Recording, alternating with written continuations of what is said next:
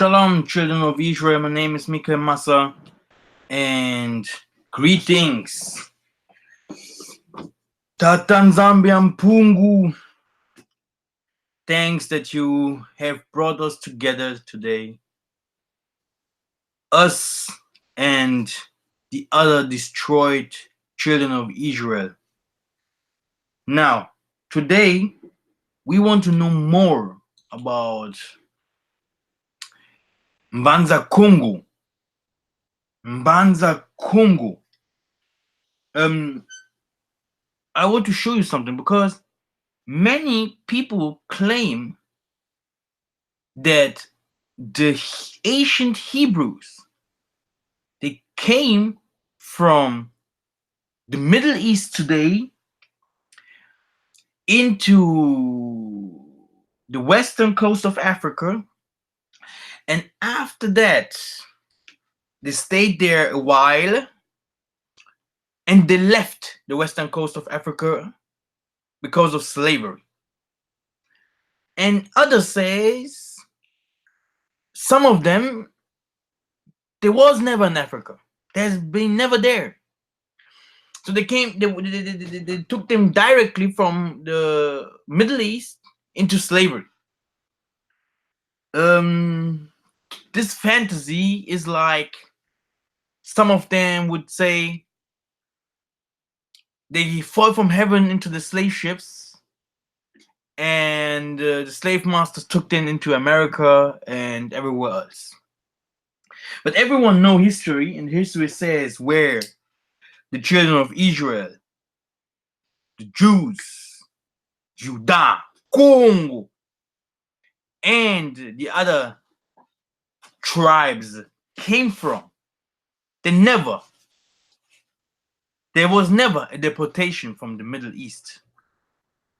Some of our brethren that was living there, yes, they left from this particular place to go to Africa and even to some other places. But this has nothing to do with the prophecies of Luke 21:24. You should know something. The slave trades and the prophecies from the Bible is talking about the so-called African people, the so-called African Bantu. And even it talks about the Hamites. Even Hamites was deported. They went into slavery still today. First, we are going to informations. African Americans are going back to Africa, real Israel.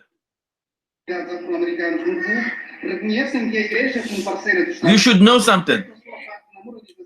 This was last year, 2018. At this moment,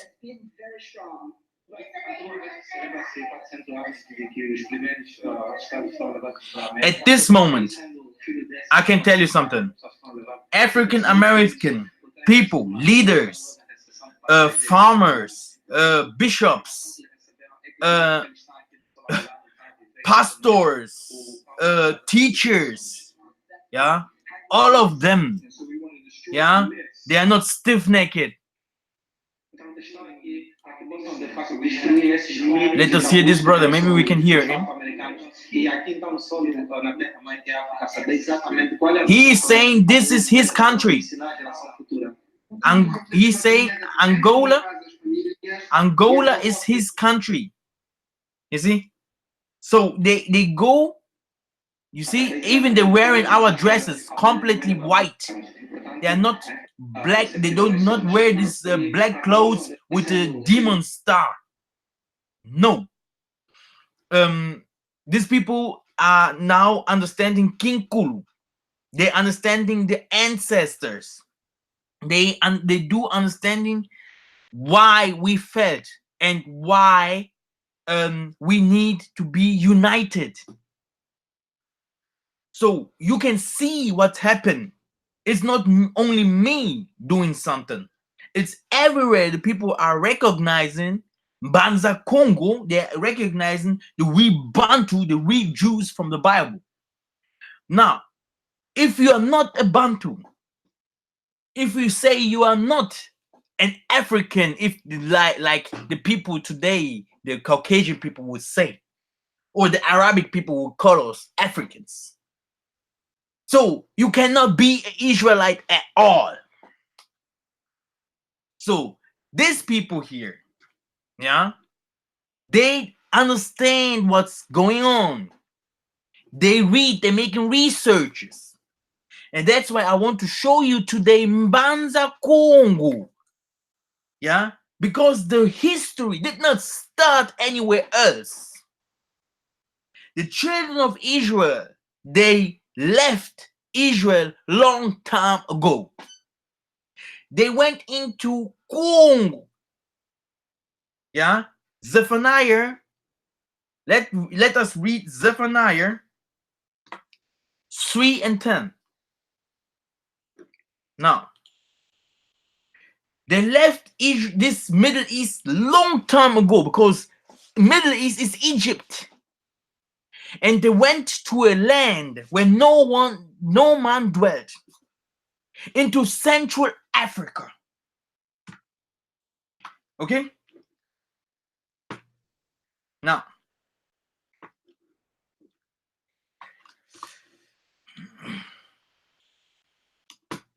oh, my computer. Check this.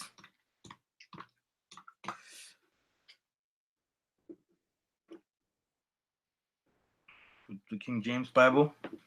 From beyond the rivers of Ethiopia, my suppliants, even the daughter of my dispriest, should bring mine offering. So, where is beyond the rivers of Ethiopia? If you see my videos, yeah, Israel is in Africa, then you will understand that Israel was never in the Middle East. It was never in the Middle East. Now, for more understanding, American investors, American population, every one of them is coming to Angola to know about their heritage. Why they are not going to Ethiopia? Why they are not going to Kenya? Why they are not going to Rwanda? Why they are not going to Sudan? Why they are not going to Morocco? Why they are not going to Senegal? Yeah, Ghana, they go to Ghana because Ghana is one of us. Yeah, they go to Ghana of all. They go to Nigeria. They know Nigeria. We know Nigeria.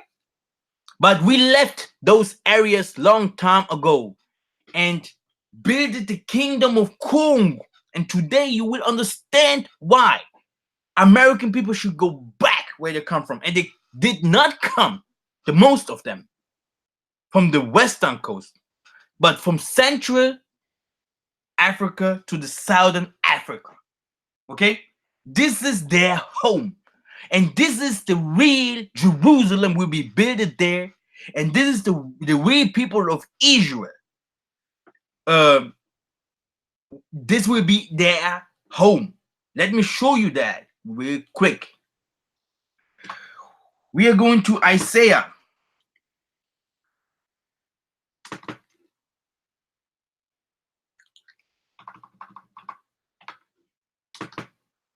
"60. Now, he says,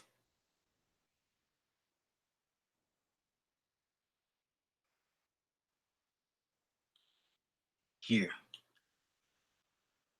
Who are these that flies as the clouds and the doves at the window? Surely the isles shall wait for me, and the ships of Tarsus first, to bring thy sons from far, their silver and their gold with them, into the name of thy Lord, in the Lord of the Holy One of Israel, because he had glorified thee. And the sons of these strangers shall build up thy walls, and thy king shall minister unto thee. For in my wrath I smote thee, but in my favor I have had mercy on thee. Therefore thy gate shall be open continually, they shall not be shut day or night. The man may bring unto thee the forces of the Gentiles, and their kings may be brought. For the nation and the kingdom that will not serve thee should be perished. Here, those nations should be utterly wasted. Now, if you read those things, yeah, you will understand that these people here, our American sisters, they understand kinkul, they understand spirituality, they are in the church ministry. They are not going to the streets and fighting their own sisters and making blah blah blah blah.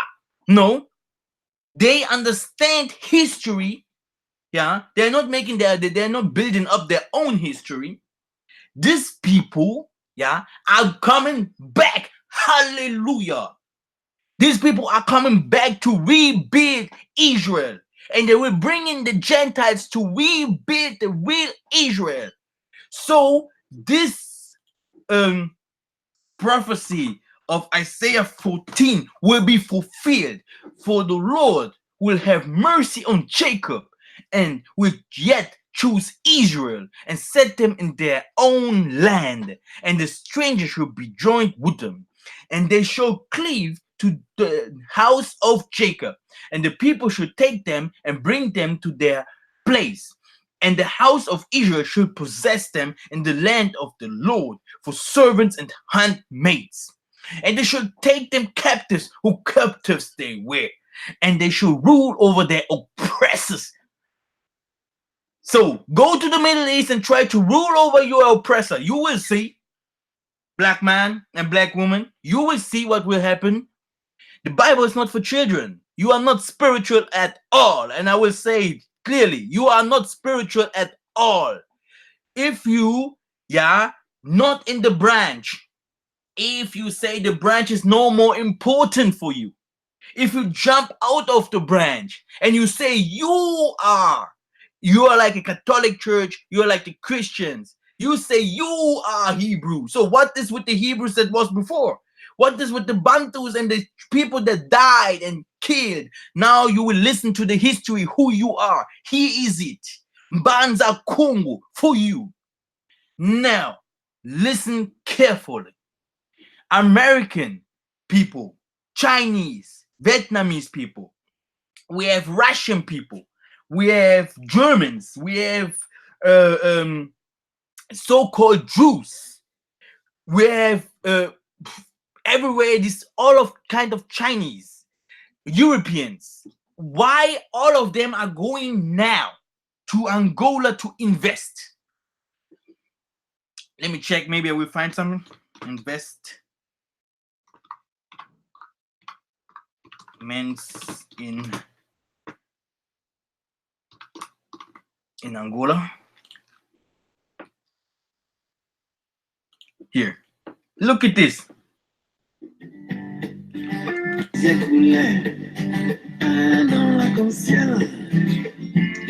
Every little kid know that Israel is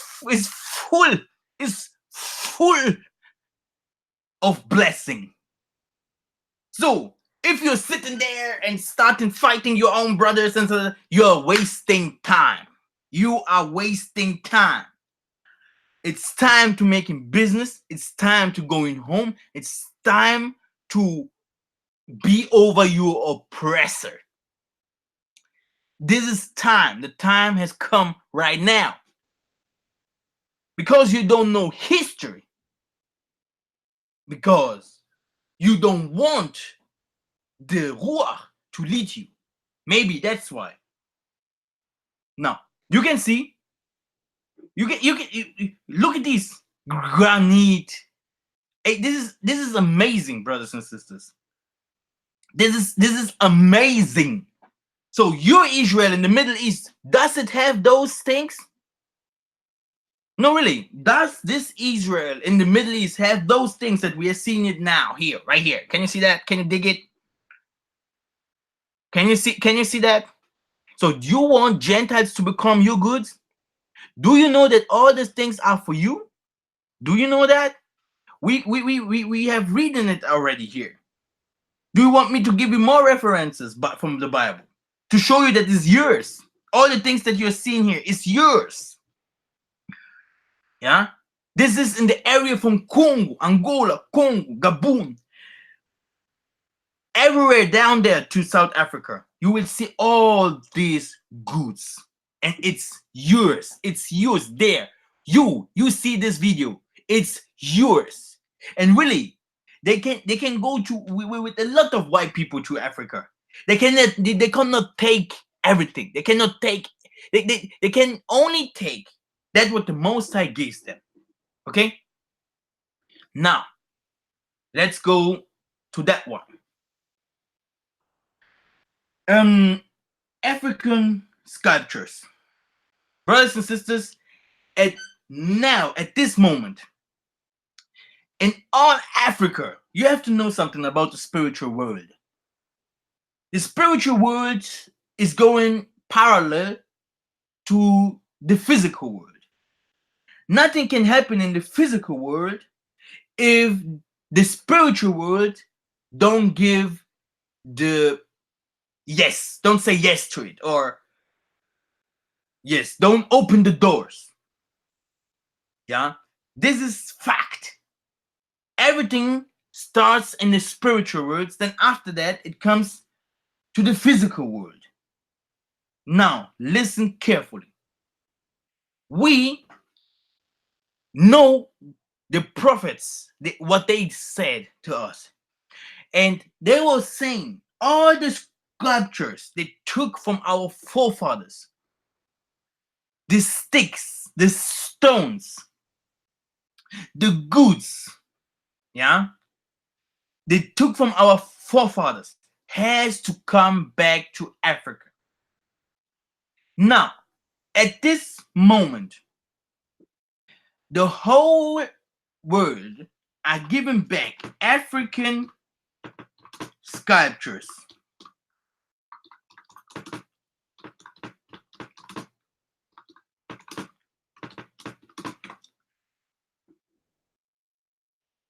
Here, France return. Can you see that? Return to West African art. Here, France agrees to return. Watch this. Brothers and sisters, wake up. Tata Nzambe, he loves every one of you. You children, you are Bantu. You are Bantu. You are Bantu. You understand? So, African sculptures are coming back. French President Emmanuel Macron has agreed to return without delay 26 African artworks claimed by Benin, according to the president's office. This decision on Friday came shortly after Macron received a report detailing how farmers, colonizers can return looted artworks to Africa. Governments from Ethiopia to Senegal, like I have told you, Hamites went into slavery. Even Hamites went into slavery because the Most High have a plan with the Hamites. You have to know something about the Hamites. The Shemites and the Hamites, they was always living in one land mass. I don't know if you know this history. Our father Abraham, he came out of them. Then the Most High said to him in Bethel, you are my son, and from you will come a lot of generations. And that's why we are special people, but not because of Abraham. Then after that, he gave the blessings to Isaac. Then it went into Israel. That called Jacobo, Jacob. You understand? A black man. All of them were black.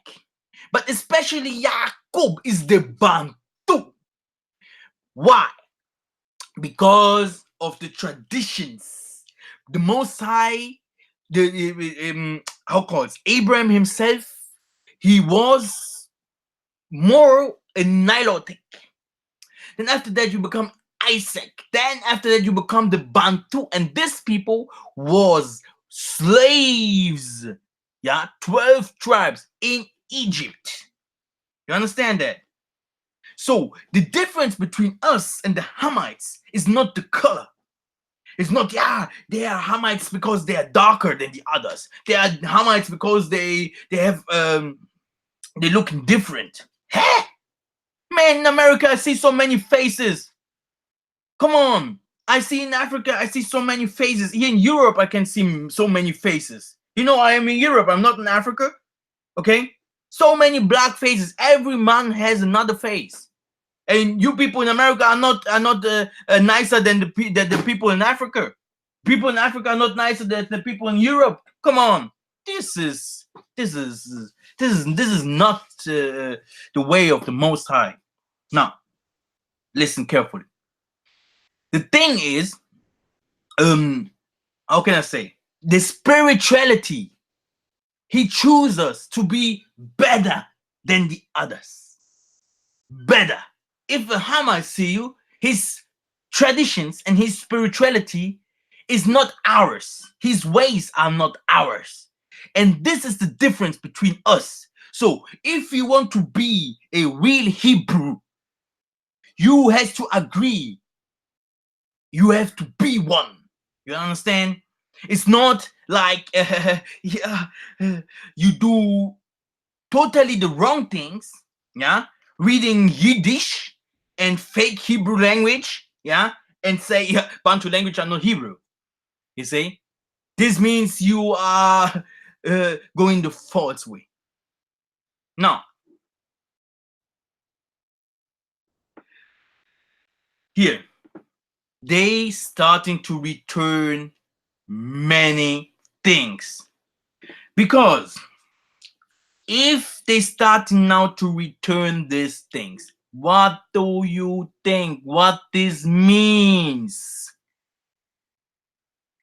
What do you think what this means? The spiritual world already says, give it back. Give it back. Gib es zurück. Me dar minhas coisas. Give it back. Me donner mon chose là. Toutes les choses que tu prends. Tu vois? This is for the nations. They was making money with these treasures. For the nation, they was taking our spiritual power, energy, key. That's why they was saying to the bad energy, they call it kindoki. But it's about key, it's about energy, it's about power. They took in our power. Before, they was fighting our ancestors, fighting and beating and raping and killing. But one of the things that was always stolen are our treasures, our sculptures, and the most of our ngunzas, of our elders, of our prophets, of our mamas, prophetic mamas, of our prophetic childrens, of our ancestors. Yeah, they was taking the goods and grab it. They was grabbing it, putting it under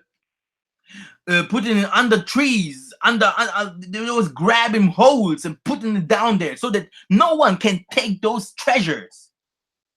And later, even the clothes of our forefathers had mystical powers. Yeah, you cannot sit. I will tell you something. You cannot sit on the king's table or on the king's seat. Even if you are anyone, if you're sitting there, even from right people, you cannot go to the Pope and sitting on his seat. If you are not spiritual enough, you will die. You will die. This is the same thing how King Solomon, King David, the same rituals we was living and we are living through today. You cannot go to every wood. You cannot go to every wood and and say, yeah, this I can enter. You cannot go to every waterfall or there where you see lakes and say, okay, I can touch it. In Africa is Jerusalem. Rules are over there.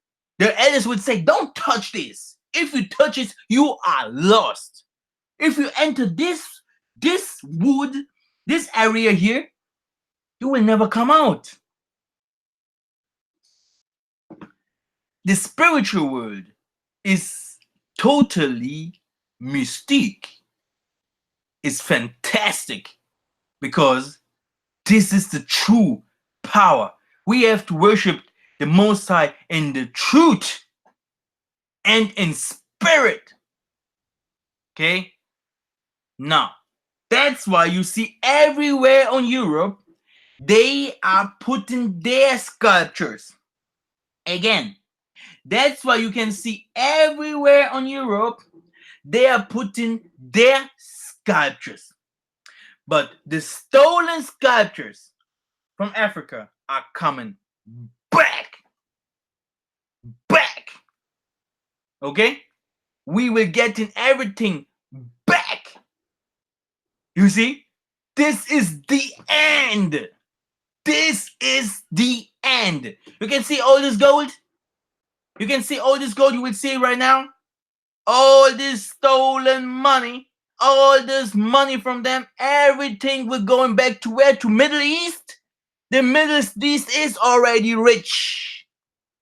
But Israel is looking wasted at this moment.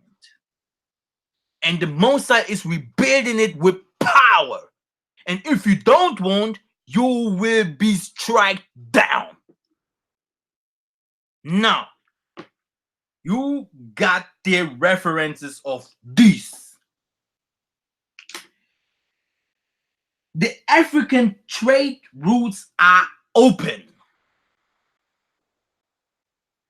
This is the next part I will explain to you.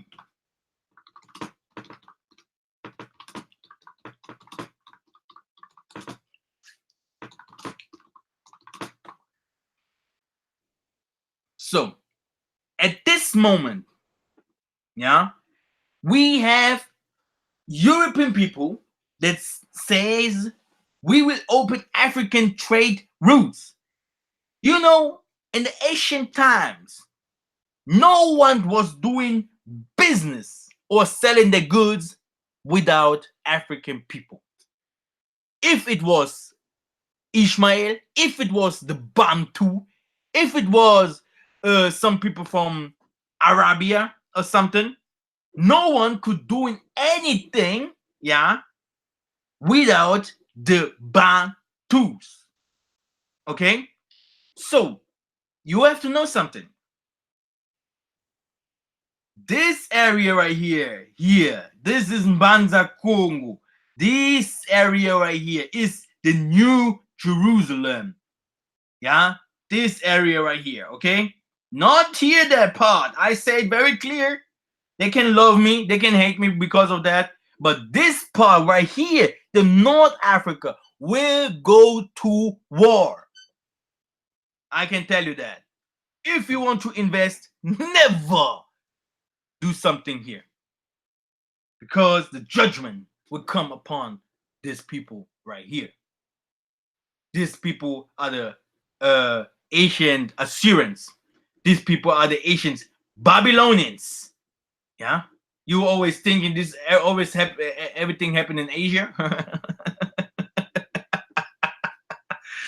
You can get look,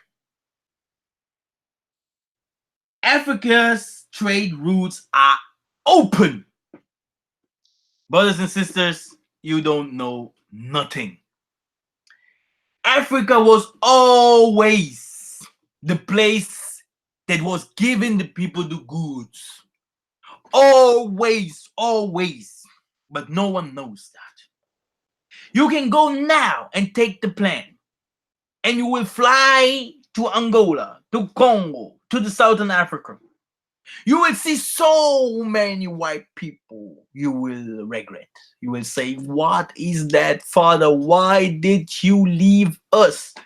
When will you start going again with your warfare, with your army? What happened to us? This happens to no one else. Brothers and sisters, this is deep. We are Bantus, Bakong, Bangala, Bayuda. You have to know something. We know business. Like the most people say, yeah, just people from the Middle East, Jewish, and I don't know. They know many things about business. We are much better than them. It starts with us. Every cloth, yeah, every good, it starts with us. It comes from us. Hmm?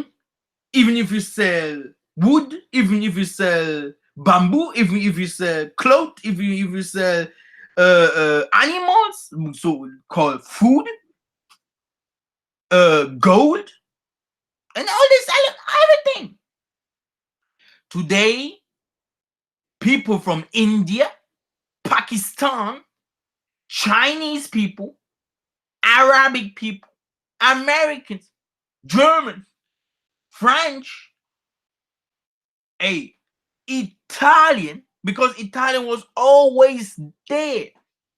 You are always listening to history from, how can I say, from the Bible. Italia this, Italia this. Italia was always in Africa, even in the time from Banza Congo. Italia was always there. Or Italia was always fighting us. Or Italia was everywhere in Africa. Was Italia everywhere? Do you know that? Do you know that that Alexander the Greek, he went into the Congo? Do you know that? Do you know that the Italians was always in the Congo? Even in the 1600s, in the 1500s, they was always there. They killed all of the prophets. It was always the Italians. No. This is Daniel 2. This is Daniel 2. It talks about that. Okay? It talks about that. It talks about that the Italian will do that things. No? Now, most important thing now is, now listen carefully. African trade routes are open. What means that? This means, listen carefully. This means that business are going to start now. Even if the Europeans get more, or Chinese profit of it, African people will benefit of it too. Hallelujah. In the ancient times, it was Congo. It was the central of the market. Congo was the central of the kingdom. Every king from Africa has to come to Congo, yeah, to become goods, to talk with the king, to get the knowledge how he can rule his kingdom. Hallelujah.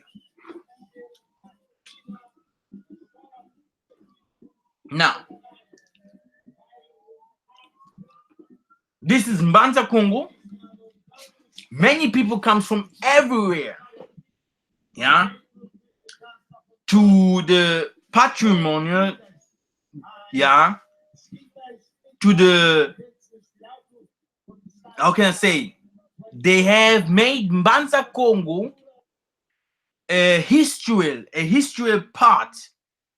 Yeah, this means from culture, a historical part of culture.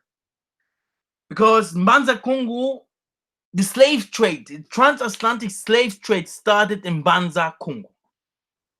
That's why it is a monument from the whole world. The history of Banza Congo is given to the whole world. Everyone in this world, every land and country took a little bit a part of the history of Banza Congo. The kingdom of Banza Congo is the true Jerusalem. It's the true history of the angels that fed. The fallen angels are humans. Humans that fall down. Jerusalem is fallen. That's why you see white people saying very clear, yeah, that Angola, Mbanza Congo, called also San Salvador, is the monument of culture, yeah, from the world. Now, like I told you, many things are coming back, and you can see,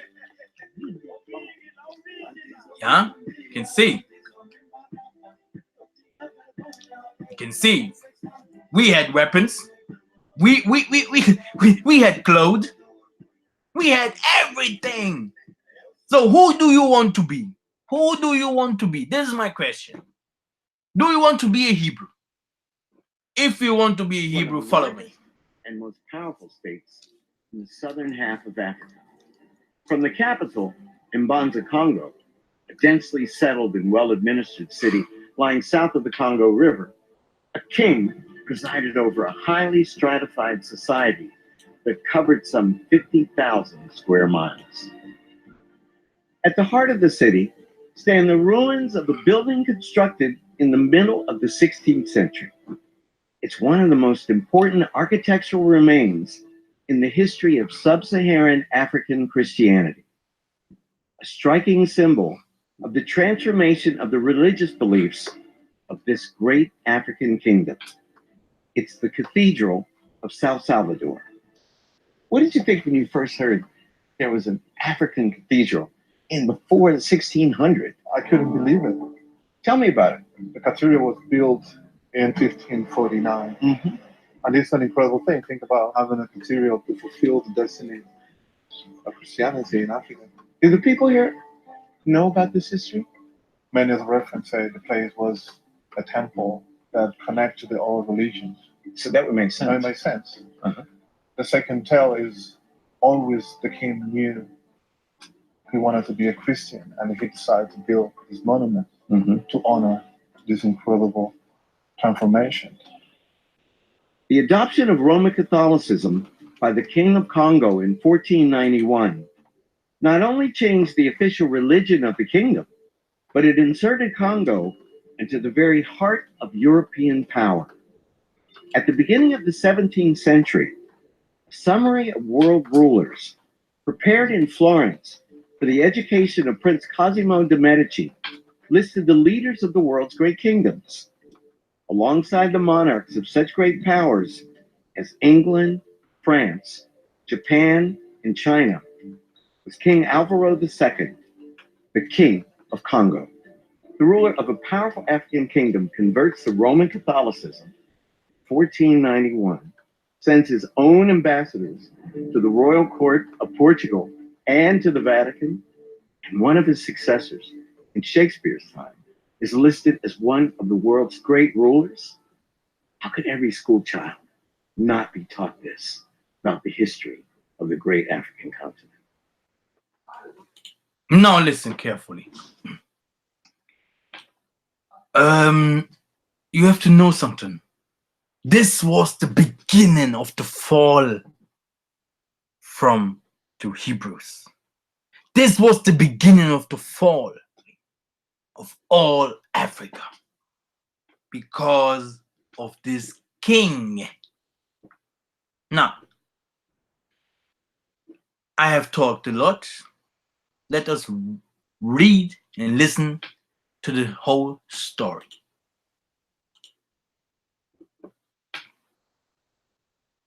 The town of Banza Congo was the political and spiritual capital of the Kingdom of Congo, one of the largest constituted states in southern Africa from the 14th to the 19th century. Located on a plateau at an altitude of 570 meters, it was prosperous when the Portuguese arrived in the 15th century. The Portuguese found Mbanza Congo to be a large-scale urban center, built using local materials, to which they added stone buildings constructed using Western methods, including several churches. The town then saw the expansion of the Christian faith, with the westernization of local elites, without however renouncing its culture. The Kingdom of Congo was at the center of the principal slave trade route, by which enslaved people were transported to the Americas and the Caribbean. The town still contains built remains and archaeological traces of a past marked by customary practices, colonialism and religion, and thus represents a major place of remembrance, with a wealth of intangible heritage elements. The vestiges of the city that are nominated cover its political and religious center. History and development. Banza Congo is believed to have been founded in the 13th century on a site with ideal natural defenses. Access is only possible from the northeast. On the plateau, a sacred wood was the space used for traditional ritual ceremonies and the site of the royal cemetery. At this time it was already known as Kulumbimbi, from Nkalu, ancestor, and Mbimbi, dangerous place. In the south of the area marked out by the 12 springs, the royal house was located within a fence with a circumference of 1,000 meters, around which were arranged the dwellings of the dignitaries and a public square, mbanza, where justice was delivered, ceremonies were held and troops were reviewed. The site was defended by a palisade. The kingdom quickly became prosperous.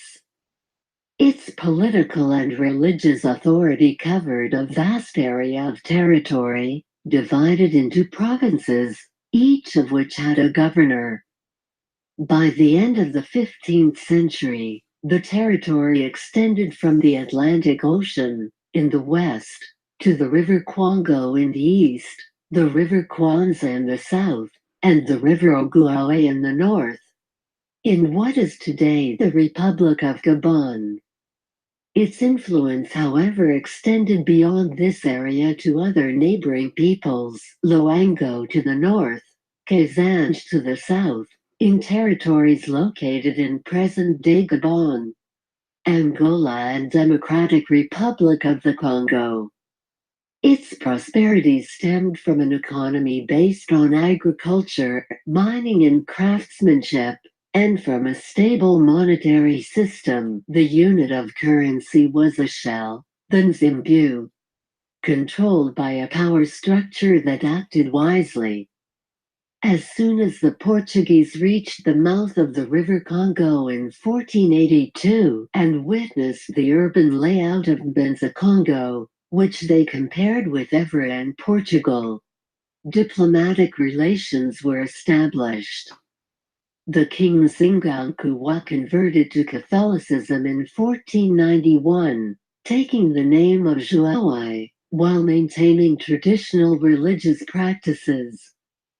His son Mbanza Afonso I reached an agreement with the King of Portugal, Manuel I, to receive missionaries, to develop trade, to send young people to Europe to be educated, and to allow slave trading activities. Initially, this trade enabled him to strengthen his capital, where a number of schools were built and, between the 16th and 17th centuries, 12 churches. The Cathedral of the Holy Savior was consecrated in 1596, shortly after the town was renamed São Salvador.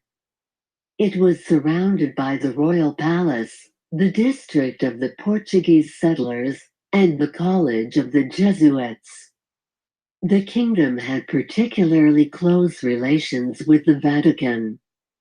In 1518, Pope Leo X appointed Don Enrique, son of the King Afonso I, Bishop of Utica and Apostolic Vicar of Banza Congo. In 1608, the Pope gave accreditation in Rome to the first ambassador of a sub-Saharan African state to the Vatican.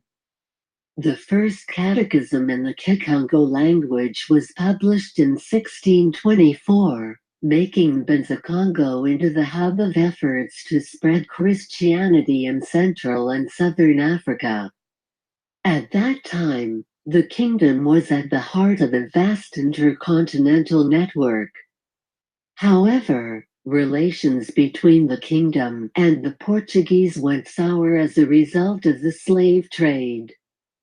Several texts were enacted by sovereigns from the early 16th century onwards to prevent the rise of the slave trade, which was robbing the territory of its vital forces and condemning it to decline. Weakened, Mbanza Congo was invaded in 1568 by the Yagas, a neighboring people, and was not able to restore its king. Until 1 century later, with the arrival of the Capuchins. It then fell foul of the ambitions of the Portuguese, and the Congo king, Antonio I Mbanza Congo, was defeated and killed by them at the Battle of Ambuila in 1665. It has been estimated that between 1600 and 1852, 3 million slaves were transported to Brazil alone from the coasts of Congo and Angola, that is an average of 12,000 slaves per year. Some authors claim that the figure was closer to 20,000 slaves per year. The slaves were transported by 3 routes. In the north, Loango, dominated by French slave traders. In the south, Luanda, in the hands of the Portuguese. In the center, Mpinda, a route that was used less frequently because of the kingdom's hostility to this kind of trade. Seriously weakened by depopulation, the kingdom declined into internal wars, instrumentalized by the colonial power and the religious authorities, while the town, half ruined, was reborn in a different, more Western, form at the end of the 19th century.